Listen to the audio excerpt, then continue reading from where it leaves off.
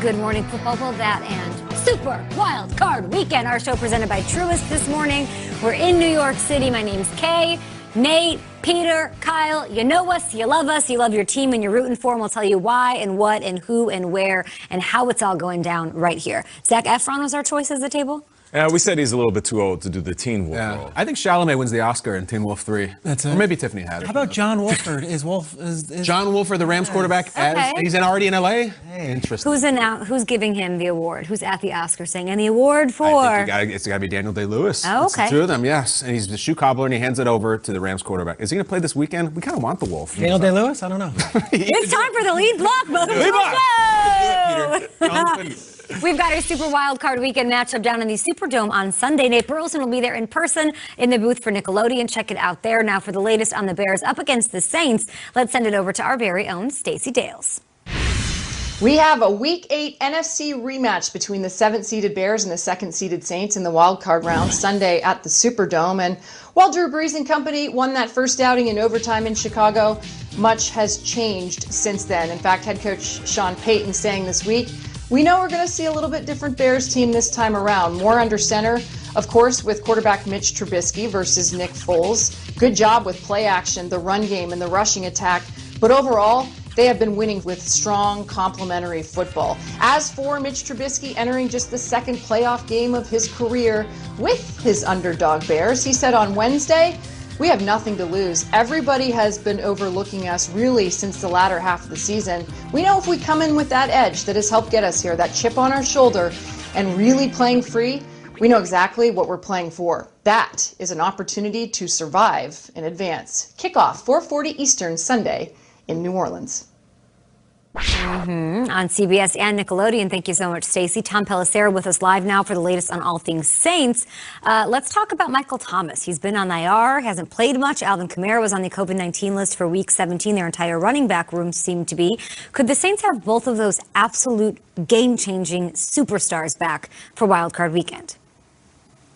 They could, Kay. With Michael Thomas, he returned to practice yesterday, 3 weeks after going on injured reserve because of ongoing ankle issues. My understanding is Thomas is still not 100%, but he is feeling better than he did, which provides a big boost to that Saints offense for that playoff game against the Bears.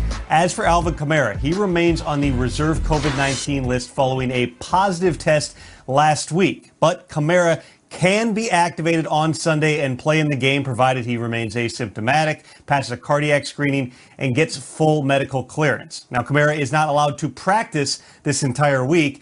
Drew Brees was asked about Kamara potentially playing in a game without practicing. Brees' response was, I think Alvin will be fine. Okay? Well said. Some optimism for Saints fans. Of course, Michael Thomas has not even scored a single touchdown this season. He's actually only been on the field with Alvin Kamara and Drew Brees for 2.5 games all year. Still a 12-win team, so lots to look forward to if all of them can be healthy together. I know, Tom. I know. It's wild. Okay, we'll talk to you in a little bit. The pieces could all be in place on Sunday in New Orleans for the Saints. Is it Super Bowl or bust for them? I'm pretty sure the answer is like we all get it. Of course it is. I think the answer is as always, yeah. Yes. But the difference, and that's not as always, is that I think this one is extra special because I in my personal opinion, I think this is Drew Brees' last ride. I really do. I think we don't know, and maybe he'll decide to come back and play another year, but if you put the pieces together, the broadcasting setup, playing for his exit, and just kind of how he is, where he is in his life, and how he is as a player, I'll put it this way. If this is Drew Brees' last ride, I don't think they're winning a Super Bowl with Taysom Hill as their quarterback next year. I don't think they're winning a Super Bowl with Jameis Winston as their quarterback next year. They might be good. They might win 12. They're not winning a Super Bowl with those guys. This is the year. And we've seen this now. I think it's been Super Bowl or bust for 4 years, 5 years? This whole show. Probably the entire run of our show. Yep. Where does this Saints team stack up? I would say they're just about as good as the 2018 team that lost to the Rams, the Nickel Roby-Coleman play. They're really good, and they're really good on defense. The problem is that team, that loss and that controversy, the pass interference, was there in the Superdome. Most likely, Drew Brees, who's going to be 42 at the time, is going to have to go to northern Wisconsin to get to the Super Bowl. It's probably about the last thing he wants to do. I don't know how that game goes. I know it's not ideal for them. I feel like if they were to go to Green Bay and play in Lambeau, I feel like we would see a ton of Taysom Hill in that game. So, yes, it's Super Bowl or bust, because this is the last time I think they may have any shot at a Super Bowl, because next year, short of some sort of wild Sean Payton pulling a new quarterback out of a hat, I don't think they'll be equipped at the quarterback position to win a Super Bowl next year. This is really the last ride. Rappaport, Glazer, Schefter, all those guys had this big week one story, and it's almost like it became a myth to reality that I think everyone in the Saints organization was a little bit surprised when Drew Brees said, I'm coming back. Mm-hmm. And there were thoughts of maybe Tom Brady in a Saints uniform, or maybe it's another quarterback. And then Brady's like, I'm going to Tampa. And Brees at the Pro Bowl is basically like, I'm coming back. This might be it for Drew Brees. Like, this is it, I think, for Drew Brees. And there's an NBC chair waiting for him. And it's not just Brees. The Saints went all in on this season. What I mean by that, I'm talking organizationally. They went all in. Take a look at the current salary cap situations of some of the best teams in the league, and then see where the Saints are. Yep. This is salary cap space entering the offseason. The Jags, the Jets, you'd imagine. The Patriots, they cleared house, you'd imagine. Colts actually are in really good shape as a playoff team. Washington, too. Saints are 32nd in cap space. And it's not just that. Trey Hendrickson, 13.5 sacks. He's a free agent. Jared Cook, reliable, free agent. Jameis Winston, if he's the future, free agent. Marcus Williams, Sheldon Rankins, Alex Anzalone, PJ Williams. The list goes on. Free agent, free agent, free agent, free agent, free agent. I'm not saying they can't win with another quarterback. They might even be better next year with another quarterback. But you do feel like this group of the Saints, this unit, the one that's been through the miracle in Minneapolis, the one that's been through Nickel Roby-Coleman, the one that's been through Kyle Rudolph, potentially pushing off on a defender and catching the ball and no flag, this might be their last ride. So yes, when you say Super Bowl or bust, I don't think the Saints are going to be irrelevant, not as long as Sean Payton's the coach in the next couple of years. But this group with Brees and what that energy and that mojo they have, this feels like the last ride. Do not end it losing to Mitchell Trubisky at home and end this thing with 3 straight playoff losses in the Superdome. Just like Bruce Arians said on this show last week, I believe, Super Bowl or bust, baby. Mm-hmm. Yeah, just like last year, just like the year before.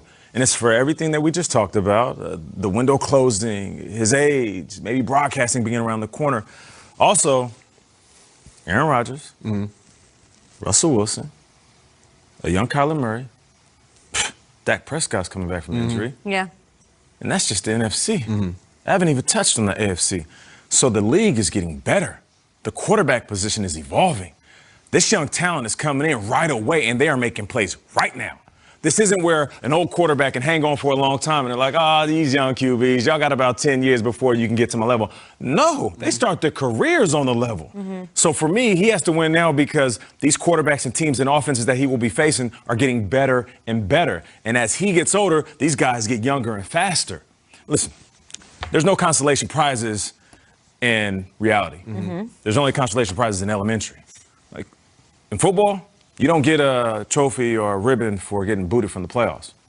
Trust me, I spent the last 6 years in retirement searching through my boxes. Where's that? Where's that? The participation trophy? Where's that almost won it ring? Where's that one game away from the Super Bowl ring? I know it's in there somewhere. I don't have it. So for all of these teams that are this close, for as great as the Saints have been, they are this close every single year.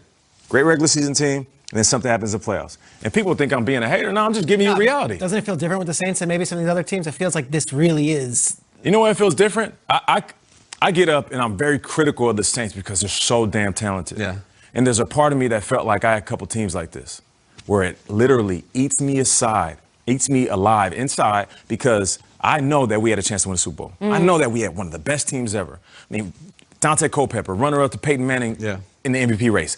Randy Moss, the best receiver in the game. Ferocious defense. The head coach that played and had us bought in and couldn't pull it off. But look at. So the reason I'm hard on the Saints and I look in the camera, I'm like, how do you want me to feel bad for you? When I know you're the most talented team, but something always happens in the playoffs. So once again, here we are. The Saints, one of the best teams in the regular season.